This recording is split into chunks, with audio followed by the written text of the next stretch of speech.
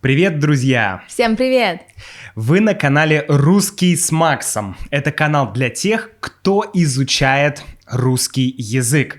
Сегодня вы услышите спонтанный, абсолютно спонтанный, неподготовленный диалог.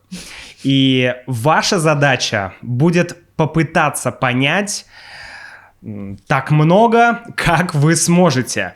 Вы можете включить субтитры, но первый раз рекомендую посмотреть этот диалог без субтитров, а потом уже можете с субтитрами. Привет, Юля. Привет, Макс. Расскажи, как прошел твой день сегодня? Мой день еще проходит, потому что сейчас только середина дня. Проходит он довольно-таки неплохо, погода хорошая, обед был вкусный. Обед вкусный был? Да, обед был вкусный. Отлично. То есть из хорошего, что вкусный обед и погода хорошая? Да вообще хороший солнечный день. Хорошо, давай я тебя спрошу, что плохого сегодня? Что было плохого? Блин, ну мы сейчас откроем ящик Пандоры. Хорошо. Очень плохо, очень плохо. Давай так, что было, что плохое произошло за этот день? Что самое плохое было за сегодняшний день? Да не было ничего плохого, зачем обижать день? Ну, обижать день, не обижать день, но всегда есть что-то хорошее, есть что-то плохое. И мы можем поговорить о том, что хорошее, что плохое, нет? У меня не было ничего плохого, а у тебя? Ну, блин, ты права, сейчас только 2 часа, мне кажется, что если что-то плохое должно случиться, оно не должно, плохое, уходи. Если оно не должно, ну, то есть если оно должно случиться, если оно может случиться, то оно может случиться во второй половине дня. Не надо. Вот, ну окей, не надо. Хорошо, Юля, Да. Расскажи тогда что-нибудь о себе, чего я не знаю. Мы с тобой сколько вместе? Мы очень много лет знакомы, чего ты обо мне не знаешь. Ну вот сколько мы знакомы? 7 лет, да? Лет Больше? 7, да. Вот. Лет 7, наверное. Подумай, что я о тебе не знаю. Есть что-то такое? Ну, почему этот диалог не подготовлен? Надо было подготовиться заранее. Нет, идея именно в спонтанности, чтобы мы говорили так, как мы с тобой говорим обычно, не по шаблону, без подсказок в телефоне.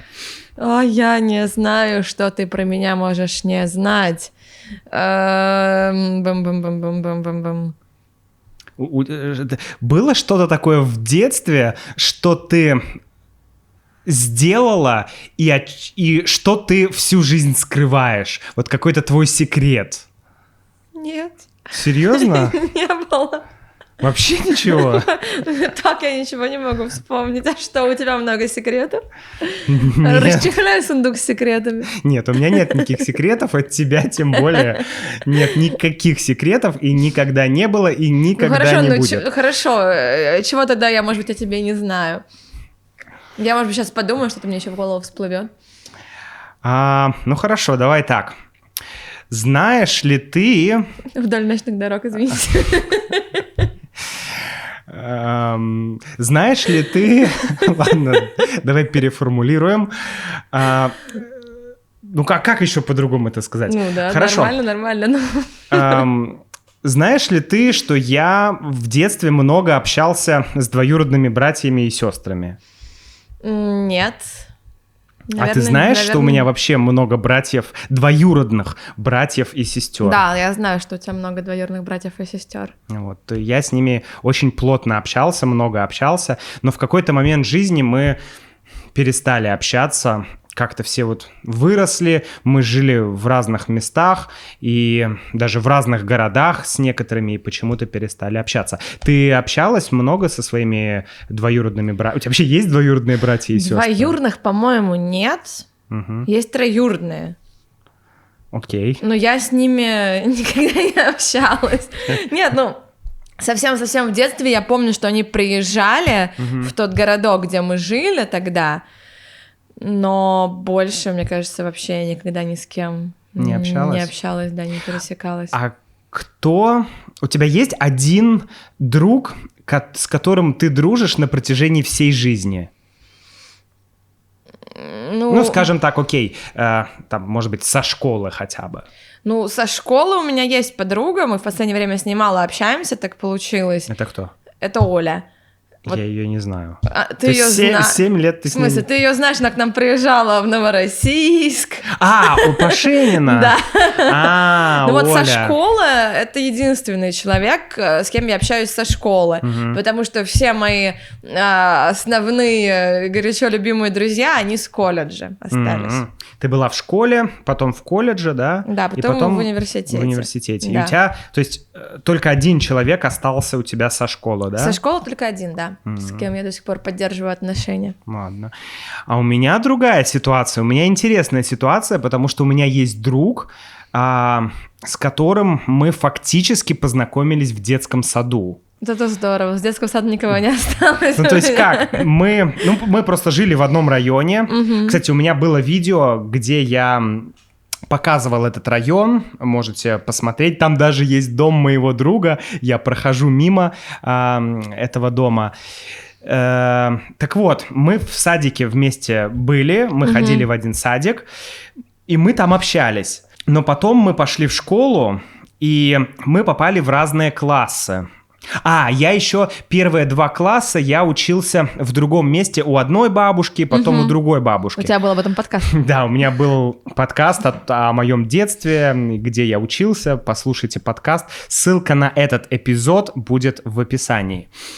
И присоединяйтесь к мембершип-программе уж тогда, чего тут тогда греха таить. Там, друзья, транскрипции, там есть, не знаю, практика говорения, я там объясняю новые слова, в общем, много всего крутого, присоединяйтесь. Так вот, и я начал говорить о том, что первое, то есть мы в садике с другом были вместе, дружили, потом наступила школа, и 1-2 класс я учился у одной бабушки, потом у другой бабушки. И в 3 классе я вернулся в эту школу, в этот район и в Санкт-Петербург, и мы с другом учились в одной школе, но в разных классах.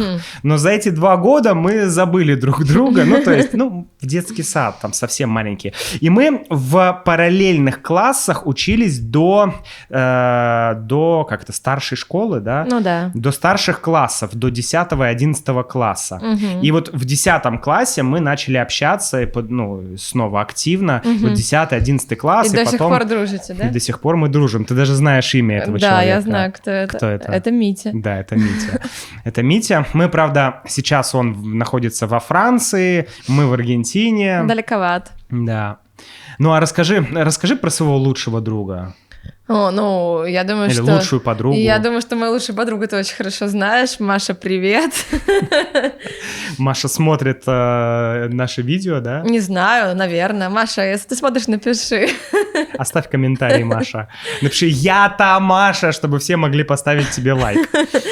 Да, с Машей мы дружим с колледжа, не с 1 курса колледжа, наверное, где-то с 3-го мы начали очень активно общаться. Мы очень много лет вместе путешествовали, работали вместе в Америке, в Китае, просто путешествовали, ездили.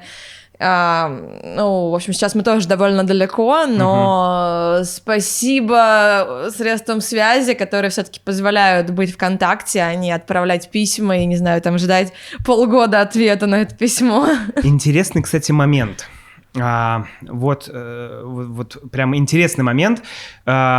Ты с Машей переписываешься, наверное, каждый день, да? Не каждый день, но достаточно часто. Хорошо, сколько раз в неделю?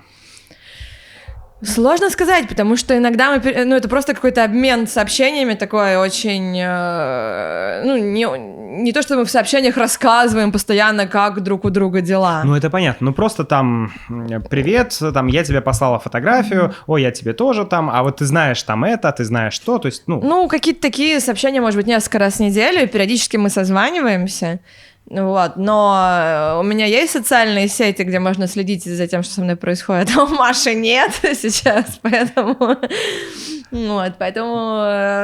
сложнее, да, постоянно быть на связи, но тем не менее я очень-очень-очень рада, что мы продолжаем общение, и надеюсь, что так будет всегда. Кстати, Маша крестная Сабрины. Да, кстати, да. Маша крестная Сабрины.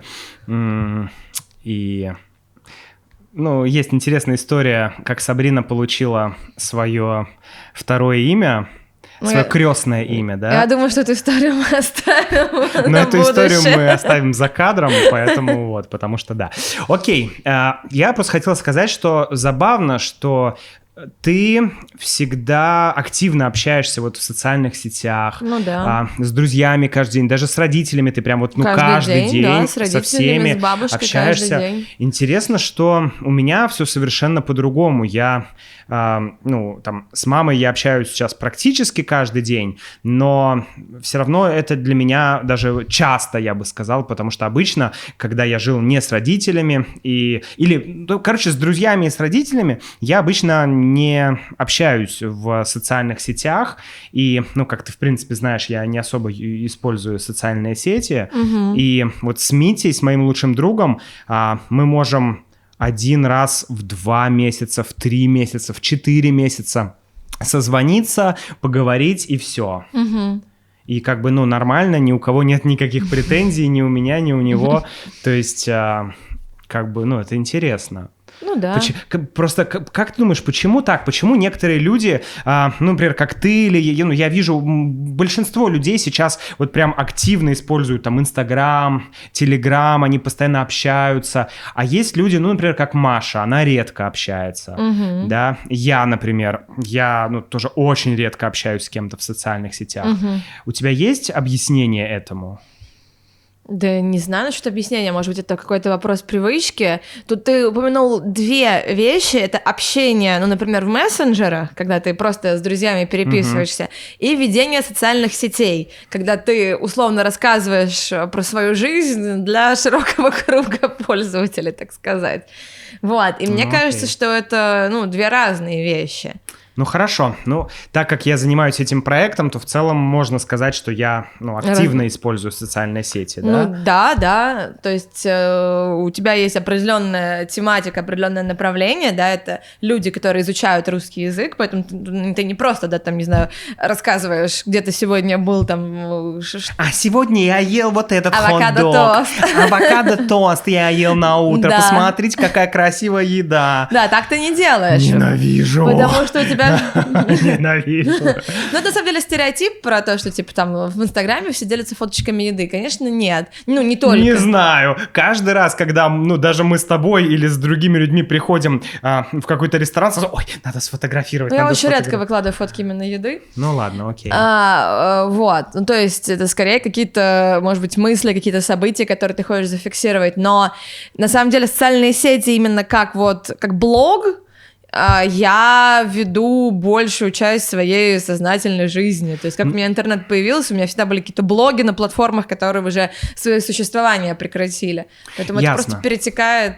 Хорошо, мы с тобой определились. То есть, ведение социальной сети и общение в социальных сетях или в мессенджерах — это разные вещи. Да. Но почему, например, у тебя есть потребность постоянно общаться с друзьями, с родными? Я имею в виду именно потребность. То есть, есть как бы некое такое обязательство, да, там нужно там поговорить с мамой, поговорить там с бабушкой, то есть, ну, ты просто это делаешь, ты не думаешь о том, хочется тебе, не хочется, ты просто, ну, вот, то есть, они твои родственники, это как вот, ну, как что-то, ну, я не хочу сказать обязанность, но, ну, то есть, вот, ну просто вот, ну, ты просто им, то есть, ну, это твои, не знаю, ну, как это объяснить, ну, то есть, просто люди... близкие люди, и тут дело не в том, интересно тебе с ними поговорить или неинтересно. Ты просто с ними говоришь, узнаешь, как дела, потому что вы семья. Ну да. Вот, тут все понятно. Ну, например, с друзьями. Так, ну и с родственниками у меня тоже есть потребность знать, как у них дела. Ну, я согласен, но я имею в виду, что даже если бы у тебя не было этой потребности, ты все равно бы им писала. Ну, наверное.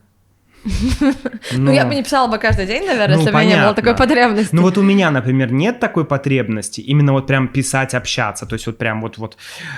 Поэтому я там, не знаю, там несколько, ну там 2-3 раза в неделю, ну хорошо, с мамой чаще, но, в общем, я реже гораздо, чем ты, общаюсь с родственниками по телефону.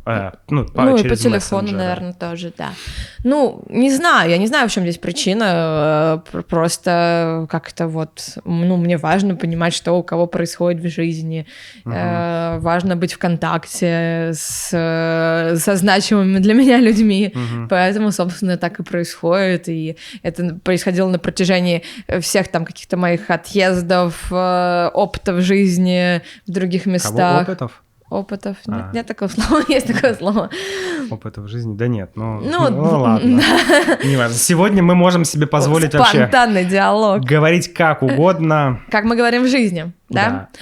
А в жизни мы говорим черти как. Это правда. Много слов, которые просто придумываются, наверное, на ходу, которые не имеют смысла. Например? Да не знаю, я не могу так сочинять. А я могу сочинять. Например, как мы называем Сабрину? Бебехинский. Бебехинский. Это вообще просто взрыв мозга.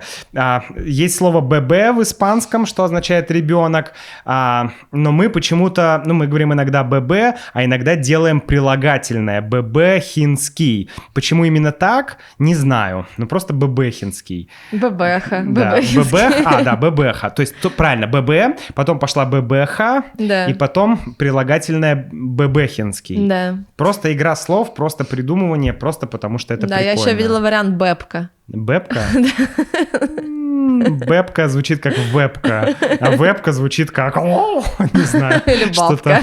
Или бабка, да. Ну да, ладно. Окей. Ладно, закончим тогда на этом. Наш спонтанный да, диалог. Друзья, будет к вам вопрос. Во-первых, напишите, насколько быстрая, реальная, неподготовленная, спонтанная речь была вам понятна. И второй момент, как часто вы общаетесь в социальных сетях? Вы предпочитаете постоянно быть в контакте с друзьями? Да, родственники — отдельная тема. С друзьями. Или вы общаетесь там, не так часто? Может быть, раз в неделю или реже? Напишите, нам будет интересно. Да, Юля? Да. Пожелай что-нибудь. Ой. Желаю... Я тебя сегодня несколько раз поставил в неудобное положение. Ты меня поставил Согласен? в тупик. Согласна, что? Ну, ты меня ставишь в тупик, потому что требуется время, чтобы что-то сообразить, вспомнить. А нет времени, Юля, нет времени. Это стресс-тест, понимаешь? Стресс-тест. Я что, прохожу куда-то собеседовать? Ладно, все, друзья, счастливо. Пока-пока. Пока.